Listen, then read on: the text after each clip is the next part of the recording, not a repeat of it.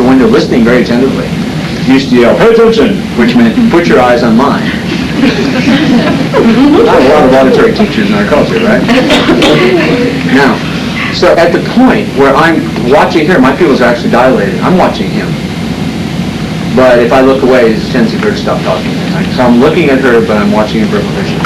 At the point where I see that barely perceptible movement of him beginning a computational access, I go, while Michael's considering it, let me ask a minor question about a detail that's no relevance to his consideration, but I was curious about. And notice by my demeanor, leaning toward you, touching you, or even extending my hand in your direction, and my voice quality, and saying, while what he's doing, I have a minor, it leaves him free to make his computations. So he makes his computations, and again, I'm talking to you about something I could care less about. Until I see in my peripheral vision, he's re-merged from his internal states. And then I go, please.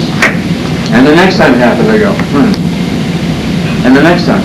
And pretty soon, the next time, and usually it's about 4 or 5 times, and my timing is very, very good, you will use his imperceptible cue instead of my intervention as the cue for you to stop and wait while he makes the computation. And people train very fast if you don't bring it to their conscious attention in this area. This will ensure that not only is the intention positive on both sides, but there is an actual passing of information, if you will, which will allow a further impasse or a resolution to be based on the substantive issues, not an accidental part of the formal interaction between the two. That's within our own culture. Can you imagine how fraught with pitfalls international communication is? Where we don't, quote, share a language or a culture? It's astonishing anything gets done at that level. Richard? I was thinking, just like when I didn't know the subject matter here, I was forced to pay more attention to the process. Absolutely. In international, everybody knows that there is that big barrier, so they're forced to use more politeness. Well, maybe it helps. Maybe it helps. Yeah. I have some evidence. We do fight wars, There is some evidence in that area. Yes, Mike. This may be tangential right now. I'm curious what you know about the international things, because that's something I've watched from a distance, and that's some That's a puzzlement. fascinating question. Why don't you bring it up in an open frame? Okay. Other comments or questions about this? So, do you understand the relationship between the demonstration I just offered here and what you were? For me, it was harder to have 3 questions than if I had 0. That's a funny phenomenon. I understand it, and I have no idea how that works, but I understand it. By the way, the 3-question thing also echoes, in fact, who was it? Was it Mary? I can't remember. One of the women in this group over here mentioned the 3 questions reminded them of the 3 wishes.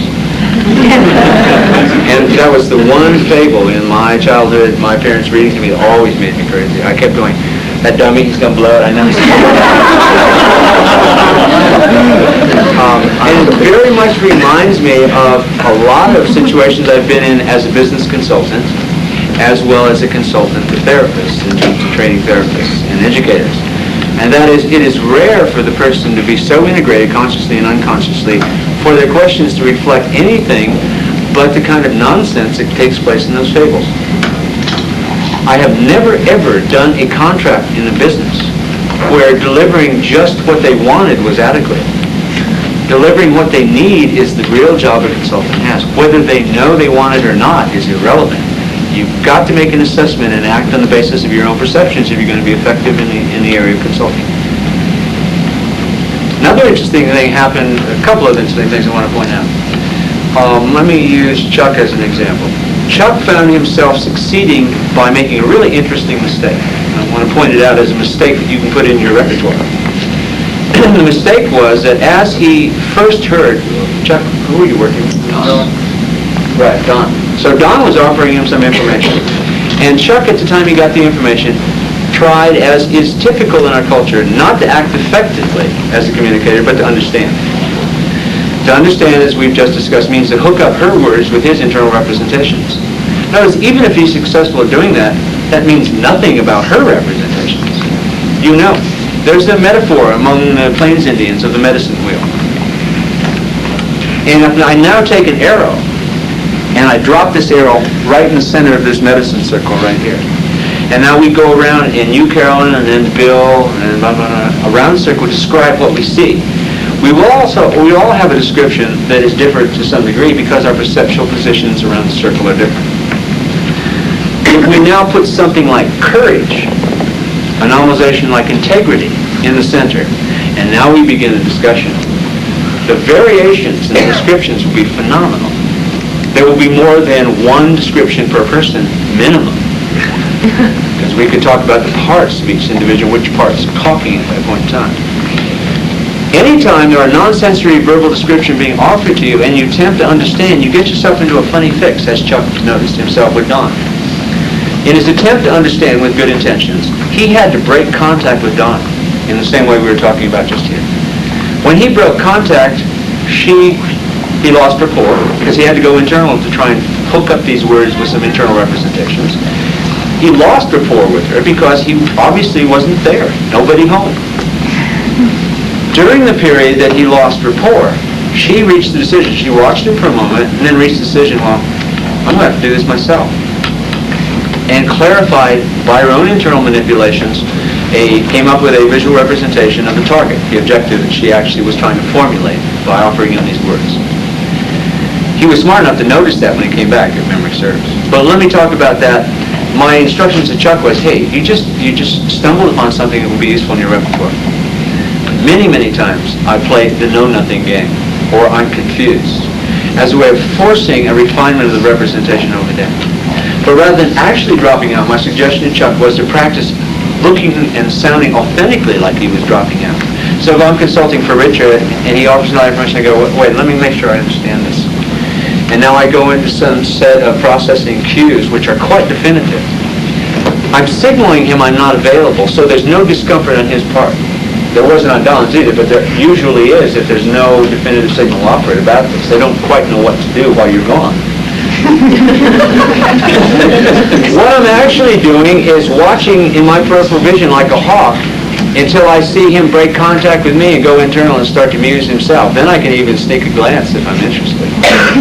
If you train yourself, you don't even have to do that. You just stay in peripheral vision until you see him arrive at some set of physiological signals, as Don did by the metaperson's representation, which indicate they have clarified that situation. And then you come back and presuppose what's just happened. So you come back and you go, now, since you have a more clarified representation, since you have a picture which is resolved and with enough detail now to know what your target is, I would like you to compare that representation of your target with the representation of where you presently are, searching for differences that make a difference, which will form the basis for the transition program we're going to build for you or your organization, whatever the context is, to get from here to that representation you just were looking at. Notice you have no idea about any of the content yet, and so lucky you should be, as Roberts will say.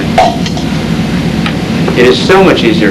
It's particularly important when you don't have the luxury of being an outside consultant, that is, you work in a corporate culture, to have a switch you can throw, the one that Rob was talking about, that frees you by allowing you to know nothing about the situation and to operate in such a way as you don't get an information, but you simply lead the person through an internal manipulation of their own representations to a resolution which is very powerful.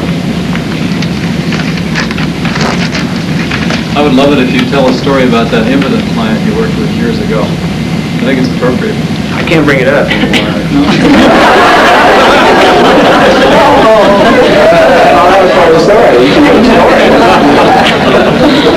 Well, Tom, the easiest class of clients, by the way, was the ones that were in Richard and my impossible practice. We used to offer service by which any clergyman, psychiatrist, psychotherapist, social worker, hypnotist, etc., who had been trying to induce change with someone and had not succeeded and were at the end of their set of choices, could bring their client, come along themselves. We'd work with their client in front of them so the client could get the change and they could learn something about it for themselves. It was a lovely way to get exotic cases. Those were the easiest group clients we ever had. Why? Because they were so formidable. They had so much resource that they were beating the best in the Bay Area. And with that much resourcefulness, and with the understanding that I have of NLP being the Aikido in some sense of psychology, all all you do is have them solve their own problems. The problem in most cases had been that psychiatrists, social workers, etc. had attempted to contest something with them and came off on the short end because they were so resourceful. They were disassociated, they had lots of presenting problems publicly, but the resources were there and they were usually well sorted. It was a question of integration. Old Tom was the toughest though. Tom arrived, he was a very successful businessman, very wealthy. His presenting problem was the following.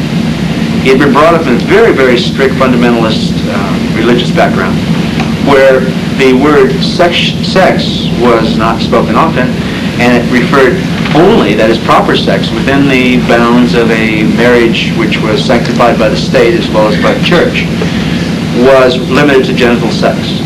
And no other sexual play was appropriate in the world that this man was raised in.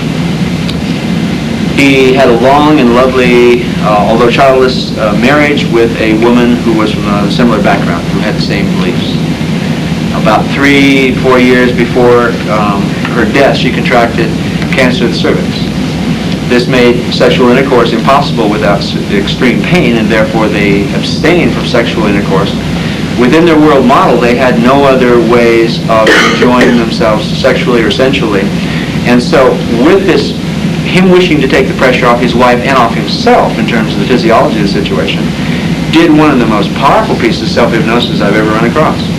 He hypnotized himself into being impotent so that he did not have to face the issue of what to do with certain kinds of sexual urges which his wife was no longer an appropriate object of affection for. His wife then died, 5 or 6 years subsequent to her death. He encountered a very lively woman, somewhat junior, 15 years younger than he was. He was in his late 60s at this point. And they found a meeting of the minds and the souls and wanted a meeting of the bodies in the traditional way of sexual union. And this woman was smart enough to insist that that be a prerequisite to marriage. As far as she was concerned, that was a necessary part. That was her value system. And she was smart enough to be explicit about it. He therefore came seeking help to undo a piece of profound, effective self-hypnosis he had done in his past. And I remember Richard and I started together on this, and I think Richard finally, after the 5th session, lost interest. But I was determined that I was going to. We tried hypnosis. We tried metamorphosis. We tried representation system. We tried right? And frankly, by the 8th or 9th session, I can't remember which it was, I was out of choices. I had exhausted every mechanism that I was aware of at that point in time, and a lot that I weren't aware of that I was trying by simply varying my behavior. So I ended up doing something which surprised myself, which I later coded as living metaphor. I'll pass it on along as an interesting intervention. Carolyn was doing a superb piece of what I call stealing anchors, and this is what part of living metaphor was. Your client was? Pat. Pat used a certain hand gesture to refer to a critical part of the issue that you were consulting with her about. And every time that I was present, and I asked you later, Ann, to make sure that she got my compliments on it, every time you referred to that, or you talked about this aspect of the problem, you mirrored perfectly, although it wasn't going on at that point, exactly the body movement and hand gesture that she used in association with this particular part of the problem. It was so soothing on the part of Carolyn to do that for her client, and so precise in the sense that this was an anchor that she used. When she received it back, it was such a precise access of the piece of information that you were trying to refer to. That's very elegant in terms of communication. You have my compliments. It was also part of the solution that I finally came up with for Tom. I was a college professor at the University of California at Santa Cruz at the time. And I told Tom, as Tom came in, I needed a cover story. So what I did was I said, Tom, before we begin our session today, I would like to ask a favor of you. We've gotten to be friends somewhat over these last 2 months. And I would very much like to ask you about an issue which is personal to me. One that I would turn to my own father and ask his opinion about it as a more experienced man in the world. But one which I can't because my father is now dead. This is all lies. My father still beats me in tennis. And the problem is the following. I also have to point out that he still does, Mike. That's anyway, Tom had certain gestures like doing his duty. This referred to sexual intercourse for those of you who can't figure it out. talked a lot about getting it up. There were a number of phrases and gestures which were like the one you used, so systematic in his behavior that they were obvious to even a casual observer.